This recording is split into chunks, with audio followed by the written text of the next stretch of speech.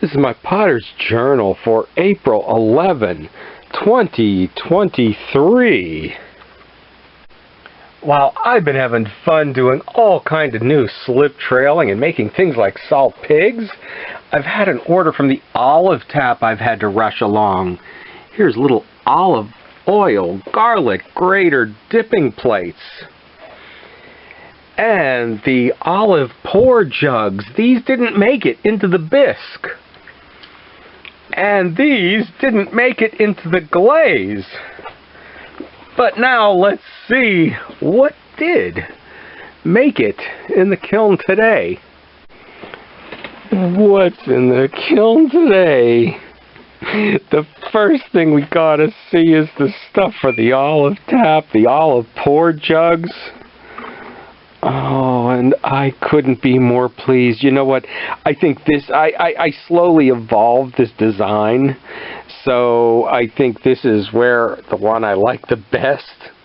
We'll see what else is done in the kiln. Here's how I do that wavy bit. I have a shorts video where I demo that.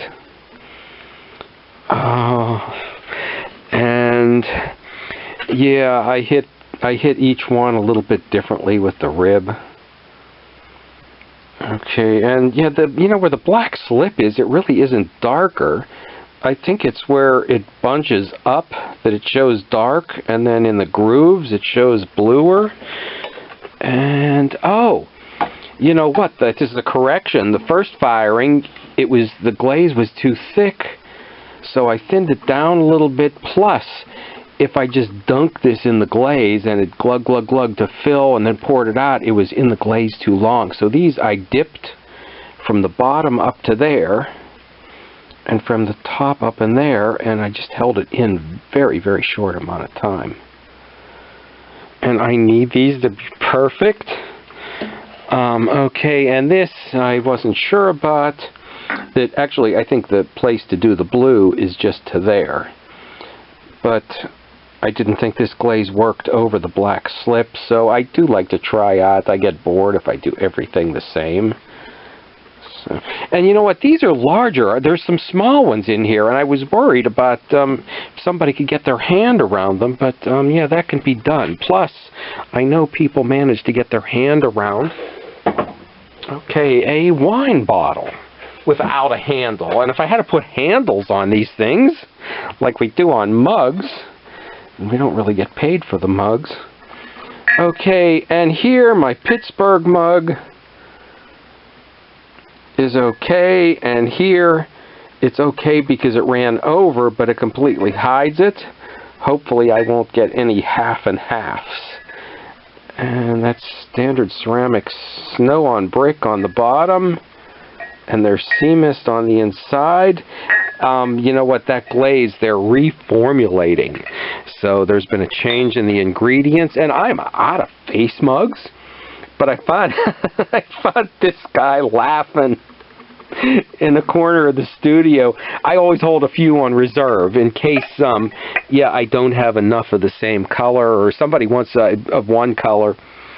And this was a refire, something that a little piece of something was on it from, I guess, another pot. It stuck together, so I ground it off, reglazed it, and we saved that little vase.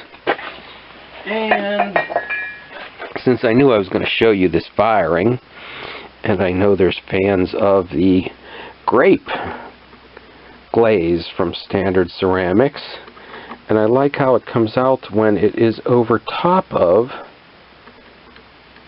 okay, the snow on brick, and that's over top of the black slip.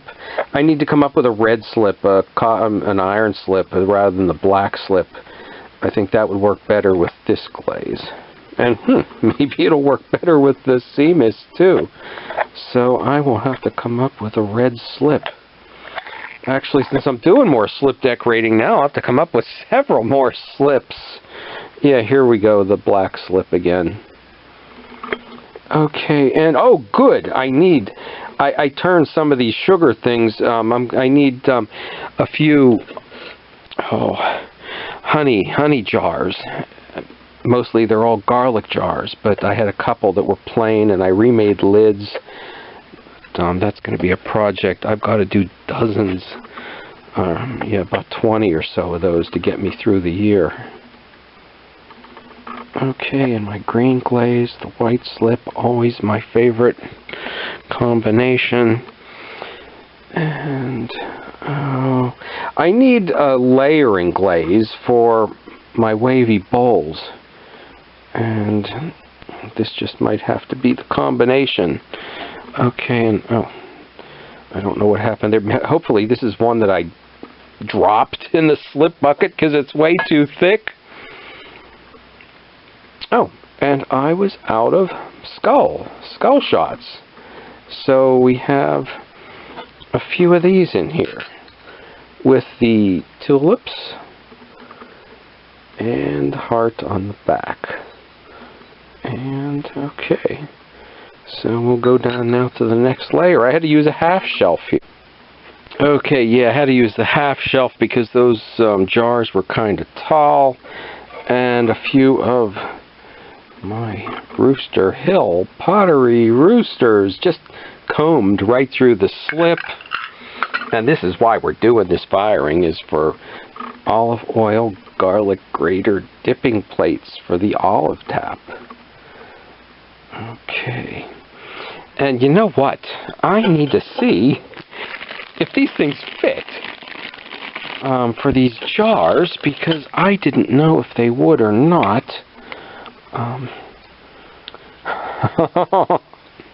Oh, am I glad, because I have been pushing this so hard this past week, trying to get this through. Now, I don't know, somebody in the comments, I forget who, I'm sorry, let me know, told me a cork and you put it in, but I didn't know what size cork it would be. See, these have a slight taper. Actually, it's not even a taper. I think the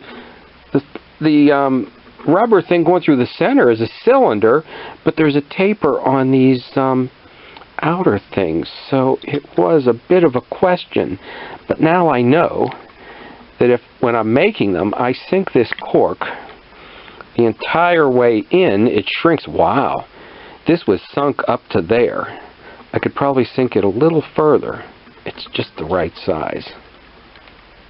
Oh, now this is interesting. Before we get to the next shelf, the little dipping plates.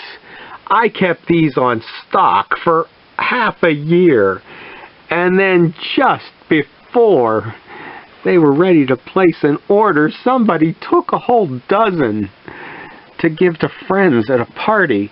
So I am rushing these along. I may raw glaze them to get them done in time. Okay, and now I know we've got some of the stuff we need out of this firing. I can breathe easier. You know what, to the garlic grater dipping place, this is an update in the design. I just did the wavy thing. No, oh, I think I did do black slip. I don't remember.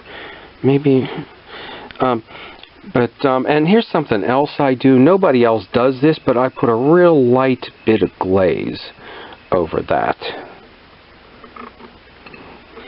And so there's two of the sea mist and one with the snow on brick, which once again they've had to working on reformulating.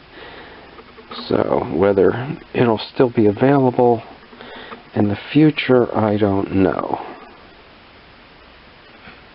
And to fit those big olive oil jars in, I had to completely unload the kiln down to this point. I had used a 3-inch stilt, and I needed like just a 1/4 inch yet to fit them in, so I had to unload it and reload it with this stilt like this, just to get them in. It'll be probably about 3 kiln loads for, okay, the olive oil related pots and hors d'oeuvre plates.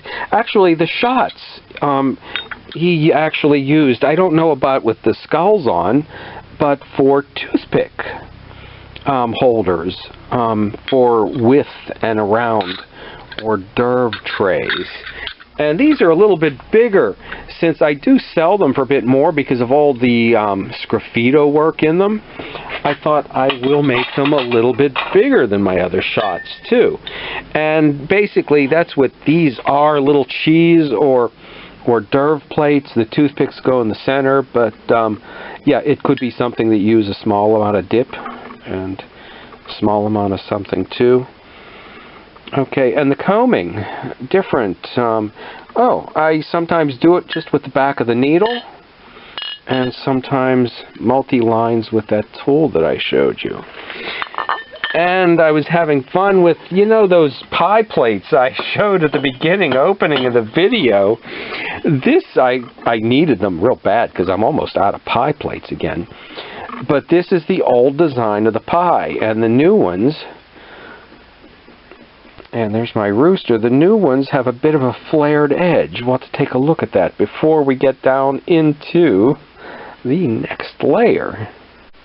So I've been doing him forever, and there's the lip I've been putting on, but here is the updated, and it flares out just a bit, and some of the new slip trailing, combing, and with the little squeegee bottle.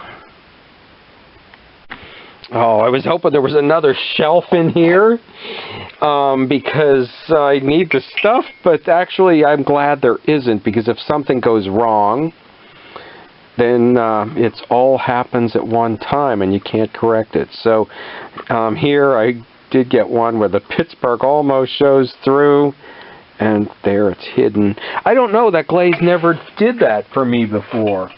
Here are some, let's see, some refires on some tumblers for a dinnerware set I've been working on. And let's see, I think I used a different glaze on at least one of these mugs. Yeah, this is the glaze I used combo I used last year that I didn't like, but it's turning out better, and the combo I used last year and worked great isn't for me this year. So okay, that's why. And here we go. This is what this kiln load's all about. Oh, I think the other ones look great, but you know what, I think that's the first one I made, and I didn't have the rhythm yet going for the wavy bit or the dipping and the thickness on the glaze, but I think I grabbed what looks to be...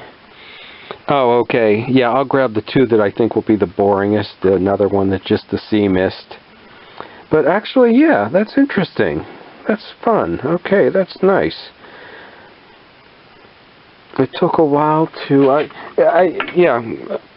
every pot, the way the design hits it and fits it, and actually the way you can angle your hand to get it on, depending on whether it's a side or an underneath, requires a little bit different. And this is the black slip again over, I think, the snow on brick. It could be a glaze of mine too, but I need to get a red glaze instead of the black. The black I like under the blue, but not.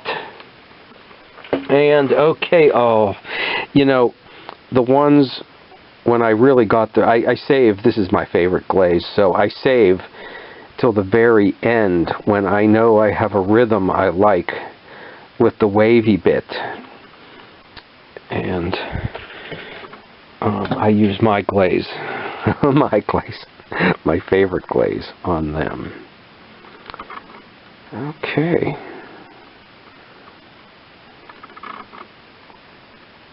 Most pleased. Okay, and I think there's one more that might be one of the, yes, where somewhere in the middle I tried to do the way I see them do the Winchcombe pottery wave today in a video from there. I think there's another one where I got the wave even more exaggerated. Okay, so there's going to be about 3 kiln loads with pieces for the olive tap. And at least I know by breaking them up into separate kiln loads that we will have something to show for it. And the little non-grater dipping bowls, I do have those. I did on stock. I didn't have to make them. I had a lot more, though. I've been selling them. I fortunately found just enough. So these, along with maybe another hopefully good firing or two, and I am ready here. And if I didn't have these on stock for them waiting, I would have never sold them. The same with the little dipping bowls too, but I managed to have just enough of them still around. Okay, stop back and see what's next to hopefully be made and shipped out the door.